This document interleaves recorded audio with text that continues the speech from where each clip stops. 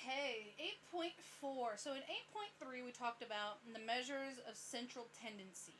The mean, the median, and the mode. And we focused on the mean because that's the one that's the most meaningful to us. The mean is the average value. Median was the middlemost value, and mode was the value that showed up the most, if there was a mode. And so what we're going to look at in 8.4 is we're going to look at what's called the dispersion. All right, how we do that in statistics, we use the variance, and really we use the variance to get to what we want, which is the standard deviation. That's the standard. That's what we typically use to talk about how my information is varied. Alright, so again, measures of central tendency are good. Average values tells us, again, what on average it was. Middlemost value tells you what value is in the middle, meaning they have the same amount of scores above as you do below. And the mode tells us the one that occurs the most often. But it doesn't tell the whole story. And so 8.4, we're going to look at more about how the data is spread. Right? What's the dispersion, right? The spread of our data. And so to do an example of what we mean by that, I have 2 calculus classes where I've drawn 10 students from each class. Right? And so the scores are listed below. The first calculus class and the second calculus class, their final exam averages were the same for those 10 students.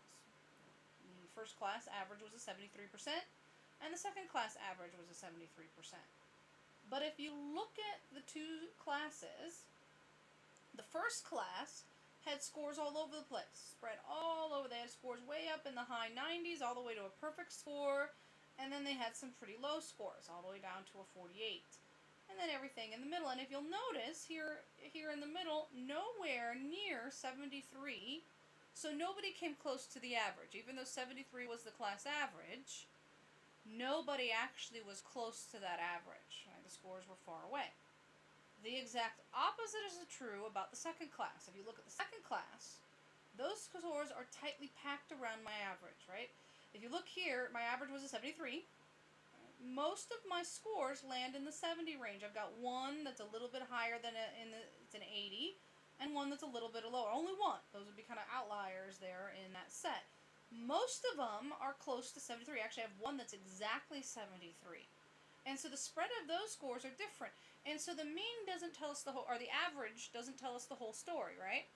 We need a little bit more to tell us about the whole thing. And so that's where the variance and really the standard deviations, what we want to get to, tells us about the spread of the scores, all right? The spread of the scores.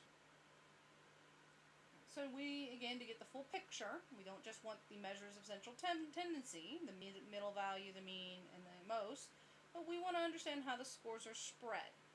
Right? In statistics, we measure the spread of data, what's called the standard deviation.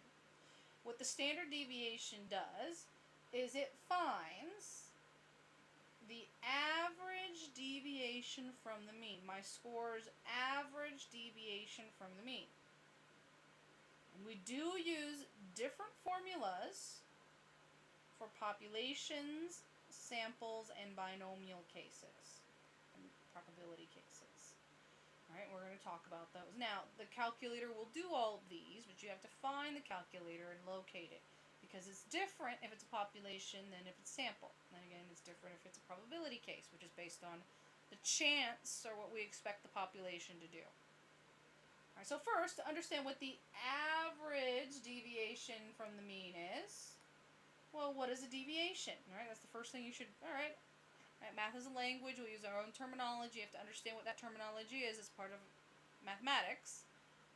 So before we get to what's an average deviation, which is our standard, what is a deviation? Right, might be the first question, right? What is a deviation from a mean? Well, a deviation in statistics is how far a value is from the average. Right? So again, a deviation in statistics is how far a value is from the average. How much do I deviate from the population or the sample average? So using the calc classes again. So remember, the average for my calc classes were 73%. And I'm going to look at the first class, because that was the one that had the big deviations. And so what we look at when we deviate, we're looking at the deviation of the individual scores. And so a score of a 66 would deviate from the mean, right? It's different from the mean, and to find the deviation, you take the score and subtract away the average. And so a 66 comes out a deviation of -7. And so what that -7 means is that score was 7% lower than the average. That's its deviation. A score of a 66 deviates from the average by being below it by 7%. The 78, so suppose I pull out the 78 deviated, well, I take the 78 minus the average, and it comes out to 5. And so that means the 78% was 5%, 5 points, higher than the average. That's how much it deviated from the average. And then what we want to do is we want to figure out what's the average. On average, how much did my scores deviate? Right? That's what we're looking for. How much did my scores deviate from the mean? And so in the first class, I went ahead and I found all the deviations. And again, they're pretty big. Some of them get fairly large, right? 48 was 25% below the mean. 57 was 16% below the mean. 66, there's our 66, 78, and then our highest score was 27 points above the mean, right? And so there are all of my scores and how they deviate from the mean. Now, if I were to try to find the average just based on the deviations, this is where variance comes into play. If you tried to do that, which again, averages, I take all of my values, I add them up and divide by the total. So I'd add them up, divide by 10. But what happens in the deviation, the way deviations work, the way averages work, is if I add up the deviations, they cancel each other out. Alright, the deviations, the values above and the value, because again, that's the way the average works, the values above, the values below are the same. And so the sum of the deviations are 0. So I can't use that because when I take 0 divided by 10, that 0, my functions don't deviate by 0, right? They deviate by a lot. And so that is where, oops, didn't mean to do that. That is where we have to sort of trick it and get away from the 0 problem. Alright, so we want to know what the average deviation from the mean is. And so that's what the standard deviation, that's what we want to get to. Now, because of the 0 problem, we have to get around those negative values. And how the process that they came up with to get around the negative values is to square every single value. Right? That gets it. When I square a number, it becomes positive. Right? So I square a -7, it becomes positive 49. I square positive 5, it stays positive, right? Positive 25. And so to get rid of the negative, so I won't get 0 when I add them up, we square the deviations first. Again, that gets rid of the negative. And so that's what the variance is. It's finding the average square deviation from the mean. Alright, so the variance first. The variance is the average square deviation from the mean. Now, if it's a population mean, so it's different if we do population and sample. So if it's a population mean, we use our Greek letters. That's the lowercase sigma. And so population variance is sigma squared, and it's like a circle with a tail on it, and it's squared to indicate it's the square deviations. Alright, and so that's my variance. Specifically, my population variance. And now, this is the formula. It is a complex formula, and I am going to go through it one time just to show you how it all works. But then after I do it one time, I will show you how to do it on the calculator. So you don't have to memorize or use this formula, but I will show you what the formula is so you understand what's going on here. So what the population variance is, so what this top part means is I'm sum, right? That's the sum notation. I take all of my deviation, that's the subtraction in the middle, that's my x value minus my mean, so inside the square is my deviation, right? There's my deviation. And then we square it. Alright, so we take all of my deviations, square them, and add them up. That's what the sum means. So I add up all of my square deviations, and then I divide by n. N is the total, right? So if I had 10 scores, I would take my 10 deviations, I would take all 10 of these deviations, square them, add them up, divide by 10, divide by the number, and then that would be my average, right? That's what average is. It's adding up all my values and dividing by the total. And so when we take the sum of all of the deviations squared, so we get rid of the negatives, divide by the total, right, that gives us our average square deviation, which is what we call the variance. The symbol for that is sigma squared. Right? And variance is just the means to an end. We use the variance to get what I want. Alright, so we squared stuff. Well, I don't want to know the square deviation. I want to know the actual deviation average. And so we have to undo the square. Alright, so the variance finds the average square deviations from the mean. And so to get to the population standard deviation, we undo the squaring process. Well, undoing the squaring process, meaning take the square root. Alright, that undoes the squaring. So we take the square root of the variance, which is the average square deviation, and it'll get us to the standard deviation. And so again, my standard deviation is the sigma. It's the square root of the variance. And that gives me my standard deviation, which is really what we want. And what the standard deviation tells us, it tells us on average how much the population differs from the mean. And we usually use it as a plus minus. There's a Chebyshev's rule which say 98% of the scores land between two standard deviations of the mean. Alright, and so most scores are going to land, actually most scores, about 68% of the scores land between one standard deviation. And so a lot of times we'll do a plus minus. Right? Most of our scores are going to land from our mean plus the deviation minus the deviation. And we'll go look at examples and I'll explain what I mean by that when we do examples. Alright, so the next video will be going through examples of finding the population standard deviation. Actually, maybe I'm going to go ahead and do it here. So population standard deviation, and then I'll do the sample standard deviation in the next video. Okay, so I've got two kids. I've got Bob and Tom. Alright, so Bob's test score is 90, 84, 78, 87, 81. Tom's test score is 100, 63, 95, 97, 95. Alright, so first find their average. Alright, so I'm going to find Bob's average, Bob's mean. Alright, well I add up my scores and divide by 5. So when I add them up, it comes out to 420, divide by 5. So Bob's average is an 84. Alright, now Tom's. Alright, I add up Tom's scores and his adds up to 420 as well, and so his average. So they have the same. Both Tom and Bob have the same average. They both have an average test score of 84, middle B score. But if you look at the scores, they're spread differently. Right? And you could put this in your own words, but Bob's scores are close to his average. Right? His high score is a 90, and 90 is only 6 points away from an 84.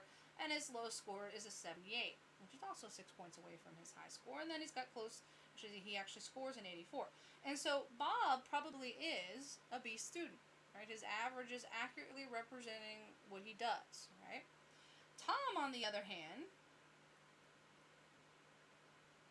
are nowhere near his average. Alright? He's got 100, 63, 95, 97. He doesn't have a B value in there at all. He's got a couple D's and mostly A's. And so my guess is with Tom is that he's probably an A student where twice he didn't feel like studying. Alright? Without studying, he was able to at least pull off a D. And so, again, his score, you can put it however you want, but his scores are nowhere in the ballpark of his average. His 84 doesn't tell his story at all. Okay? Bob does. Bob probably is an 84, is the correct average for his level of work, right? Tom, that's not the case. So let's look at his deviation and square deviation. So by hand first I'm going to do Bob's, and then I'm going to do Tom's on the calculator. Alright, so Bob's first, then Tom's. Okay, so Bob's deviation from the mean. So remember, Bob's mean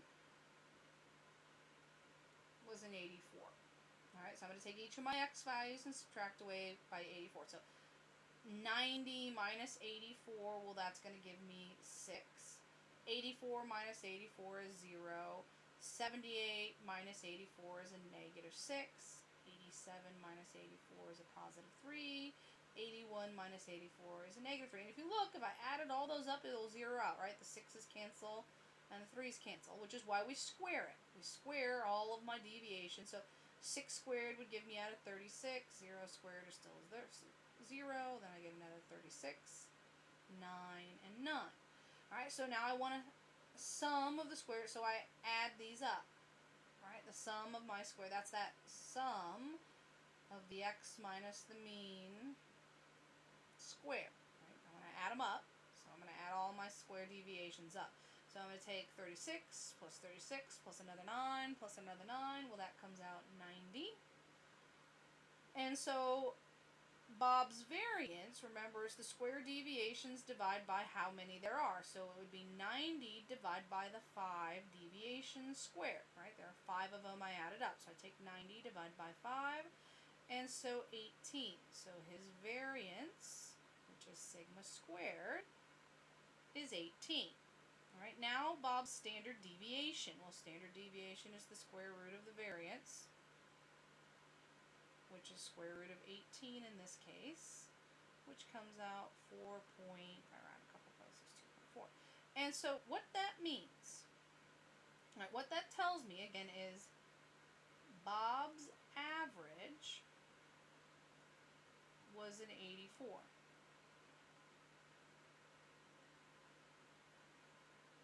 He deviates, on average,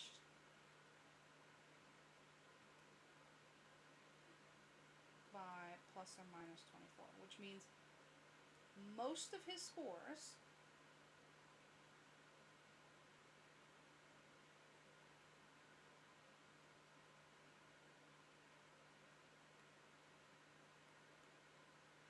land between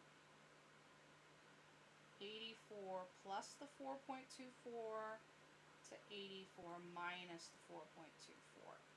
Right? About 68% of his scores, that's what the sort of the rule is. And so most of his scores land between an 88.24 to a 79.76. And if you look at his scores, almost all of his scores do land between those values, all but 2 of them, right? And then the 2 that don't land, they're pretty close to that, right? 90 is just slightly outside of that, and 78 is just slightly outside of that. But the majority of his scores land 1 deviation away. So the plus minus is his range for testing is somewhere between an 88 and a 79. That's where most of his scores land. So my guess is, so where you kind of use this, is on his next test, I would expect Bob to score somewhere between an 88 and a 79. That would be my expectation based on his averages and his deviations from the average. All right, now Tom tells a different story, and so Tom we're going to do on the calculator. So we're going to do Tom's on the calculator. And so that's the only time I'm going to go through it, so you can kind of see what the calculator is doing. All right, so now on the calculator, what you do, well, this is statistics. And so we're going to run statistics. So again, we're going to go back to that stat key on the calculator where we did everything else so far in this class. We're going to go to Edit. We're going to clear anything out if you need to clear out any list. And then list 1 are going to be Tom's scores. Alright, those are my X values. So I'm going to go up here so I have my Tom scores.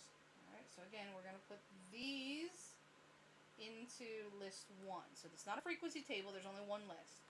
Alright, so go to my calculator, I go to stats, I go to edits. I don't have anything in my list, but if you do, and there's probably a good chance that you do because we've been working on these problems, again, make sure you clear your list out. And then in list 1, and only in list 1, I'm going to plug in Tom's scores. So again, his first score was 100. His next score was a 63, 95, 97, 65. Alright, make sure I get them on there. 100, 63, 95, 97, 65. Alright, then quit. So second, quit. Go back to stat. We're still going to run 1 variable statistics. So still pick 1 variable statistics. If your calculator's like mine, I've got because the last thing we did was frequency lists or probability list, and so I've got to clear that out. I hit clear, and then calculate. If yours is one that just pops up that 1 variable statistics on your home screen, you're good to go. You don't have to do anything. You don't have to tell it anything. It will just use the one list. So you can go ahead and hit enter. But if you're just like mine, make sure you clear out the frequency list because there isn't one. Hit enter and then calculate. Alright, so there it gives me my average again. And then it's giving me the other information, and it's actually one piece of this information that I want. It's the, if you look down here, it's at the second number to the bottom, the 16.4195. That's the sigma x, and sigma means we found the population standard deviation of x. And so that's the standard deviation. Right, so on the calculator,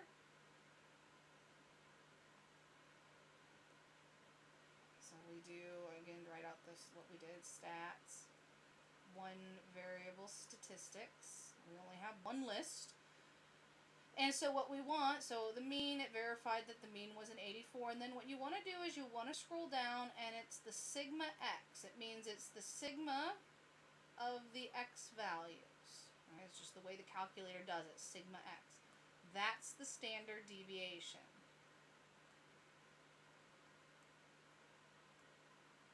And so for Tom, his standard deviation was 16.19, so 16, I'm going to just round a couple decimal places, so 16.42. Right up here, right? Alright. So there was Tom's standard deviation. So putting that in perspective, so Tom's average